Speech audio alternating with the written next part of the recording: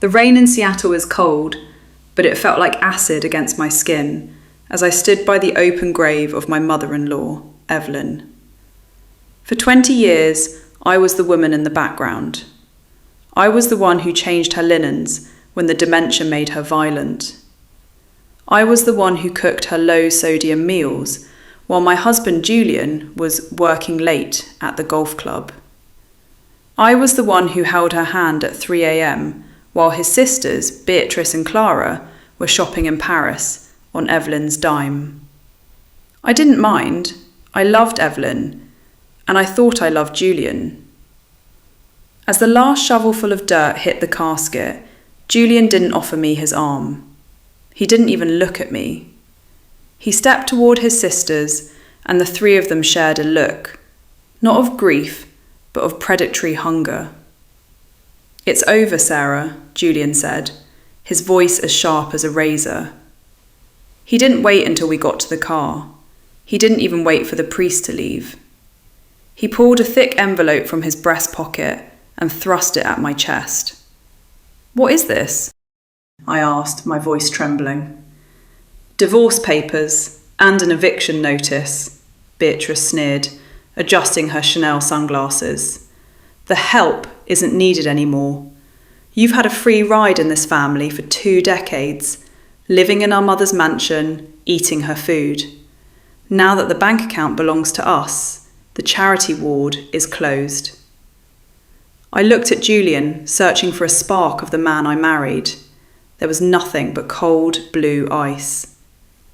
"Julian, I gave up my career for your mother. I haven't had a paycheck in 20 years because I was caring for your family." "That was your choice," Julian shrugged, checking his Rolex. "The house is being sold to a developer on Monday. My sisters and I are splitting the estate 3 ways. You have 48 hours to pack your bags and get out of the guest wing. Don't touch the silverware on your way out."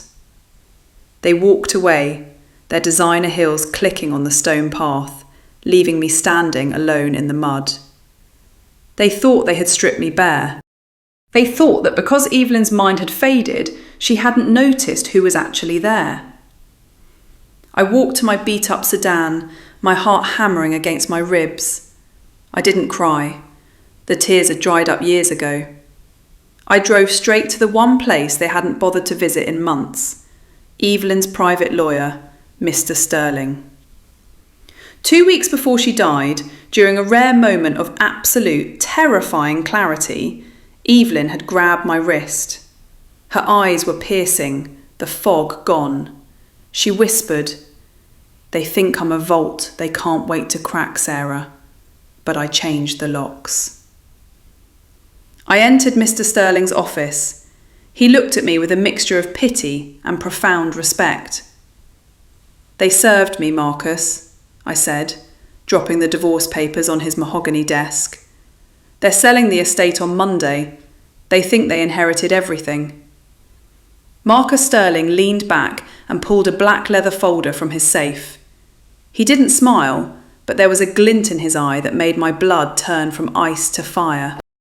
"They inherited the liquid cash in the primary checking account, Sarah. About $200,000. They'll blow that in a month," he said quietly. "What they don't know is that Evelyn moved the real wealth years ago. The properties, the commercial holdings, even the very roof over Julian's head. They aren't part of the estate." He slid a document across the table. My name was at the top in bold black ink. "Evelyn didn't just leave you a gift, Sarah. She made you the sole director of the EV Holding Trust. You don't just own the mansion. You own the boutique Beatrice runs. You own the medical building where Clara has her practice. And that office Julian works out of, you're his new landlord." I looked at the total valuation at the bottom of the page. My breath hitched. It wasn't just a few million, it was a kingdom. "And there's one more thing," Marcus added, handing me a small USB drive. "Evelyn kept a diary. Not a journal of memories, a ledger of every cent her children stole from her while she was sick. Every forged cheque, every loan they never paid back. It's all here, along with the instructions on how to take it all back. I gripped the USB drive so hard it bruised my palm. Julian wanted a divorce. He wanted me out of his life so he could live like a king on his mother's corpse. He had no idea that when he signed those papers, he wasn't setting me free. He was handing me the keys to his prison. I looked at Marcus, and finally, for the first time in 20 years, I smiled. It wasn't a kind smile. "Marcus," I said, "don't file the response to the divorce papers yet. Let them celebrate this weekend. Let them pop the champagne. I want them to feel like they've won everything, right before I show them they own absolutely nothing." I returned to the mansion that evening to find the gates wide open. Julian had already hired a property liquidator who was walking through the halls, tagging my furniture with neon green stickers. Beatrice was in the dining room, sipping a $500 bottle of Cristal. She was literally throwing my hand-painted ceramic plates into a cardboard box marked trash. "Oh, you're back," she sneered, not even looking up. "I hope you found a nice shelter, or maybe a bridge with a good view. We've decided to move the auction up. Turns out, Julian wants to take his new assistant to the Maldives next week, and he needs the cash from the house sale immediately." "His assistant?" I asked, my voice flat. "Vanessa," Clara chimed in, walking in with a stack of my clothes. She tossed them onto the floor. "The girl you thought was his intern for the last 2 years? They're engaged, Sarah, or they will be the second your divorce is finalised. Julian says she's much more vibrant than a tired nurse." The betrayal stung, but it didn't wound. It fueled the fire. I watched them gloat, thinking they were the masters of the universe. They had no idea that the assistant was likely only interested in a fortune that no longer existed. I retreated to my small room in the guest wing and plugged the USB drive Marcus had given me into my laptop. It wasn't just a ledger, it was a roadmap to their destruction. Evelyn had been a genius. She knew her children were vultures. For 5 years, she had documented every time Julian borrowed from the family trust to cover his gambling debts. She had recorded Beatrice's voice on a hidden nanny cam, laughing about how she was overcharging the estate for caregiving services she never provided. But the biggest bombshell was the commercial leases. Julian's high-end architecture firm operated out of a glass tower downtown. He thought the firm owned the floor. In reality, a shell company owned by Evelyn held the lease, and that shell company had just been transferred to me. The next morning, I didn't pack. I went to the firm. I walked past a receptionist, who gave me a look of pure pity, and straight into Julian's office. He was sitting there with Vanessa, the vibrant assistant, draped over his shoulder. They were looking at brochures for private jets. "Sarah, what part of get out didn't you understand?" Julian barked, standing up. "Security is going to escort you. I'm here as a representative of EV Holding Trust, Julian," I said, placing a manila folder on his desk. "I believe your rent is 3 months overdue, and the lease terms explicitly state that in the event of a change in directorship, the tenant must provide a full audit of their business accounts within 24 hours. Julian burst out laughing. "EV Holding? That's my mother's company, which means it's my company now. I don't owe myself rent, you idiot." "Read the papers, Julian," I said calmly. He snatched the folder, his smirk widening. But as he scrolled through the legal filings, the colour drained from his face. His hands began to shake. This is a forgery, he whispered. She couldn't have. She was senile. She didn't know what she was signing. She was sharper than all of you combined, I replied, and she saw exactly what you were doing. You have 24 hours to produce the audit, or I initiate an immediate eviction of this entire firm. And considering you've been using company funds to pay for Vanessa's jewellery, I imagine an audit is the last thing you want. Vanessa's eyes went wide. She looked at Julian, then at me. Is she serious? Julian, you said you own the building. Shut up, Vanessa, he snapped. He turned to me, his face turning a dark, bruised purple. You think you're smart? You're just a bitter ex-wife. I'll have my lawyers tie this up in court for a decade. You won't see a dime. I don't need a dime, Julian, I said, leaning over his desk. I have the deed. And I just sent a copy of Evelyn's theft ledger to the IRS and the licensing board. If you want to keep your architect's license and stay out of prison, you'll do exactly what I say. Just then his phone rang. It was Beatrice. I could hear her screaming through the speaker. Julian, the bank just froze the boutique's account. They said the landlord, some woman named Sarah, placed a lien on all the inventory for unpaid back rent. What is happening? Julian looked at me with pure, unadulterated terror. The hunter had become the prey. But I wasn't done. I had one more card to play. Oh, and Julian, I added as I walked toward the door, the assistant you're so fond of, you might want to check her purse.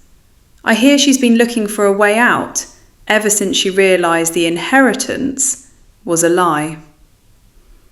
I left the office just as the shouting started, but as I reached the elevator, my phone buzzed. It was a message from an unknown number. I have the original ledger you're looking for. If you want the evidence that will actually put Julian in prison, meet me at the old docks at midnight. Come alone, or the files disappear. It was a trap. I knew it was a trap.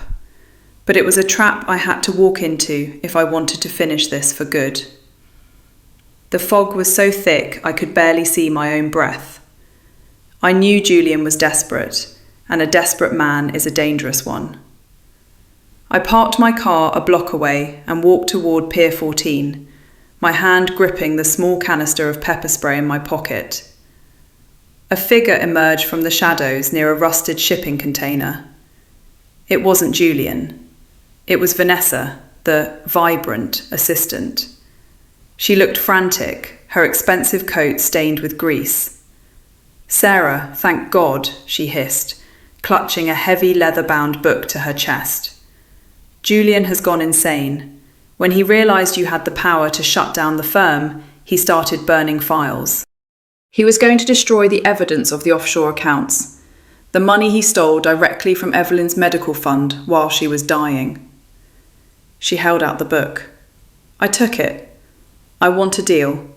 I give you this, and you don't name me in the lawsuit. I was just his employee, Sarah. I didn't know he was stealing from a dying woman. I reached for the book, my heart pounding.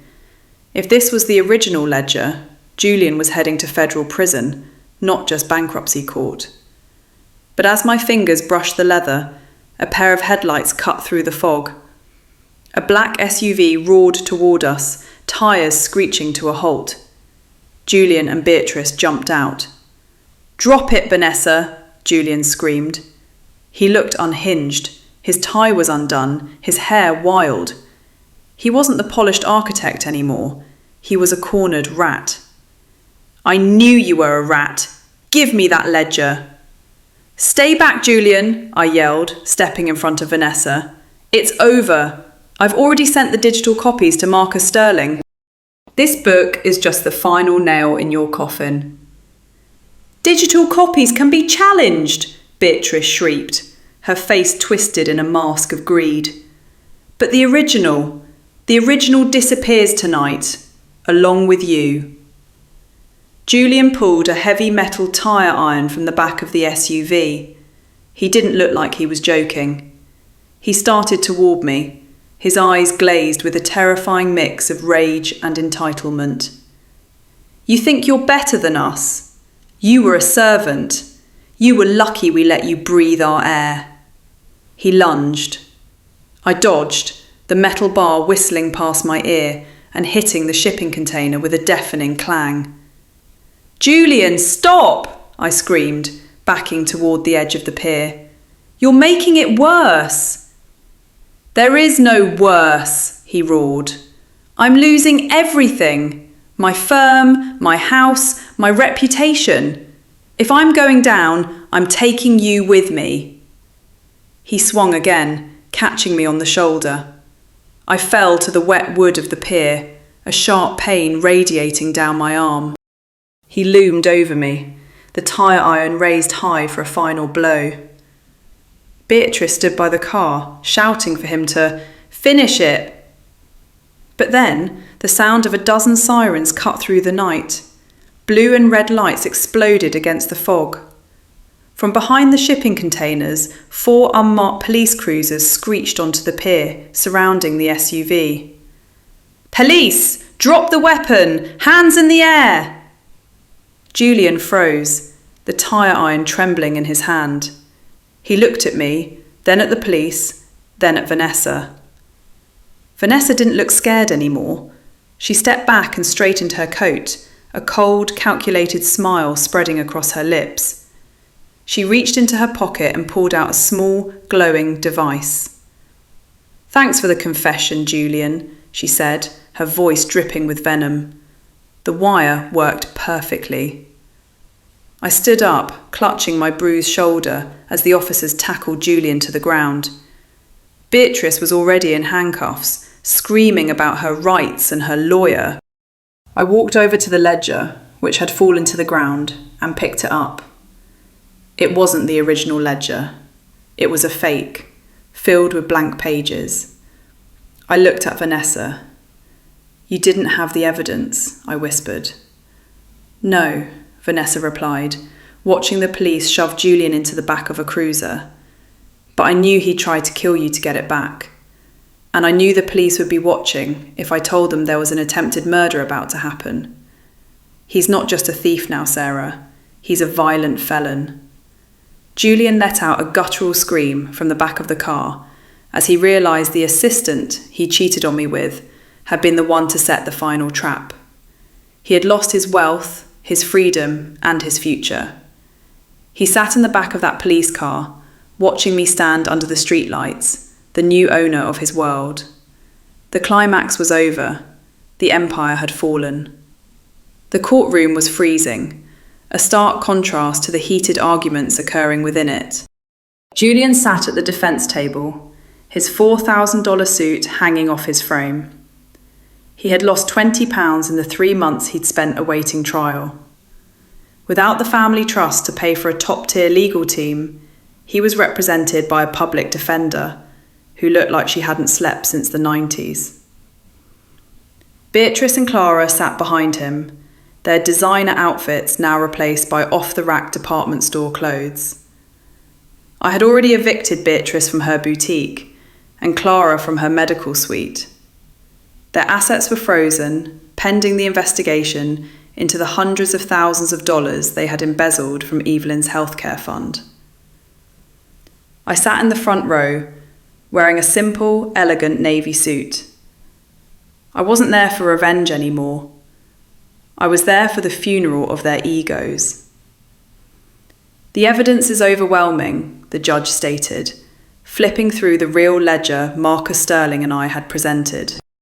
"The digital forensic trail shows that Julian Miller systematically drained his mother's accounts while she was incapacitated. Furthermore, the testimony of Miss Vanessa Thorne and the audio recordings from the night at the docks confirm a premeditated intent to commit physical harm."